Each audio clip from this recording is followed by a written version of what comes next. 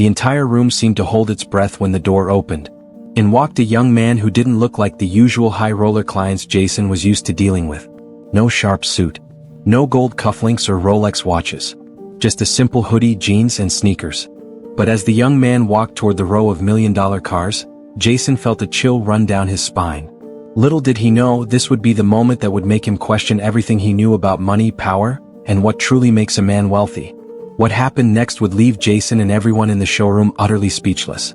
Jason was the top salesman at the luxury car dealership in the heart of New York City. He had dealt with some of the wealthiest individuals in the world, selling high-end vehicles to celebrities, athletes, and business tycoons. It was a life of opulence, smooth salesmanship, and lavish deals. Jason knew the game well. He knew how to sell cars. He knew how to talk to clients, gauge their interest, and close a deal. But there was something different about the young man standing in front of him. Jason watched the young man casually walk past a fleet of Rolls-Royces, Ferraris, and Lamborghinis, each sparkling under the showroom lights. Jason had seen this sight 1,000 times, but this time, something felt off. The young man didn't seem impressed by the cars. He didn't even seem to care about the price tags attached to them. He was just walking confidently, almost like he was searching for something, not just any car. Jason made his move. He adjusted his tie and walked toward the young man, trying to hide the sense of unease that had crept into his chest. The young man was now standing in front of a Ferrari 488, running his fingers gently over the sleek black surface, his gaze far away, lost in thought. Jason smiled, his voice smooth as he greeted the customer. "Good afternoon, sir. I see you're admiring the Ferrari 488. It's one of our finest models, a true masterpiece in both design and performance. The speed, handling, and luxury are everything you could want in a supercar. May I help you with any questions about it?" The young man didn't immediately respond. Instead, he turned his head slowly to look at Jason. His eyes were calm, almost piercing. Jason wasn't sure what it was about how the young man looked at him, but something felt different. It was as if the young man wasn't just looking at the car. He was looking at Jason, studying him in a way that made Jason feel vulnerable. "Ferrari," the young man said quietly, his voice calm but thoughtful. "Nice car. But does it really make a difference in who I am?" Jason blinked. This was not the kind of question he usually got from his clients. Most people came in excited, eager to hear about the car's features, and ready to pull the trigger on a big purchase. But this young man was asking deeper questions, ones that Jason wasn't used to hearing in a showroom full of luxury. "It's a car that changes everything," Jason replied, though his voice faltered slightly. "Owning a Ferrari is a statement. It tells people that you've made it. It's not just about driving a car. It's about showing the world your success, your power, and your taste. It's about being seen in the right way." The young man didn't react immediately. He simply stood there, his fingers still grazing the surface of the car.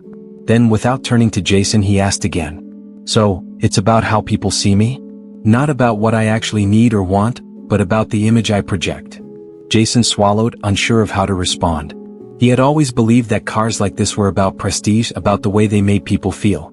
But now, the young man's words were making him question his own beliefs. Jason had been selling cars for years, pushing the idea that success was tied to material wealth and that a luxury car was a symbol of power. But the young man's question seemed to challenge that entire notion. "Well," Jason said, trying to steer the conversation back to business, "a Ferrari is about more than just the car. It's a piece of art. It's a legacy. People who drive cars like this are respected." The young man nodded slowly as if he were processing Jason's words. He looked at the Ferrari once more, then back at Jason.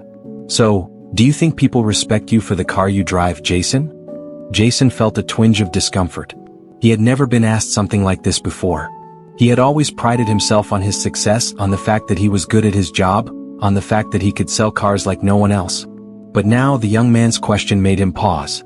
Was respect really tied to the things he owned? Jason stammered, trying to compose himself. "I mean, yes. People respect you because of the things you have. The car, the house, the lifestyle. People look at you differently when they see that you can afford something like this."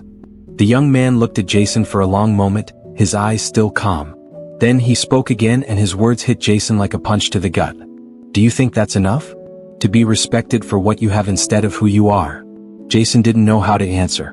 For the first time in his life, he was confronted with a question that made him question his entire career and outlook on life. The wealth, the luxury had always been the goal, the dream. But now, standing here in front of this young man, Jason began to wonder if he had been chasing the wrong things all along. Before Jason could say anything, the young man turned to him and pulled out a checkbook from his jacket pocket. Jason's heart raced as the young man wrote something on the check and handed it to him without another word. Jason stared at the check in disbelief. The amount was so large that it made his mind spin. His hands shook as he looked back from the check to the young man. "Wait, what is this?" Jason asked, his voice barely a whisper. "It's for the car," the young man replied. "I'll take it." Jason's eyes widened. "But, this is more than the price of the car. Why would you pay so much?" The young man smiled, a knowing, almost compassionate smile. "Because I don't buy things to impress people. I buy them because I want them. I don't need this Ferrari to define me. I already know who I am. I'm buying it because I like it. And maybe you should consider why you do what you do, Jason." Jason stood there, stunned. He had just witnessed something that defied everything he thought he knew about wealth, success, and status. The young man had just bought a car without a second thought, but it wasn't about showing off or impressing anyone. It was about personal choice and finding joy in something without needing to be validated by others. The young man turned to leave, but before he walked out the door, he stopped and looked back at Jason. "Remember," he said softly, "true success is about who you are, not what you have. The car doesn't define you. You define the car." With that, the young man, Barron Trump, walked out of the showroom, leaving Jason standing there, the check still in his hand. Jason's mind raced as he stared at the amount on the check. It wasn't just the money that left him speechless. It was the lesson Barron had taught him in just a few short words. It was a lesson he would carry with him for the rest of his life. Jason had sold countless cars in his career, but none of them had taught him as much as the one simple encounter with Barron Trump. The sale had been more than just a transaction. It had been a wake-up call that shifted his entire perspective on wealth and success. Barron hadn't just bought a car that day. He had given Jason a gift far more valuable than money. He had given him the gift of self-reflection. And in the end, it wasn't the Ferrari that mattered. It was the reminder that true success is defined not by the things you own but by who you are.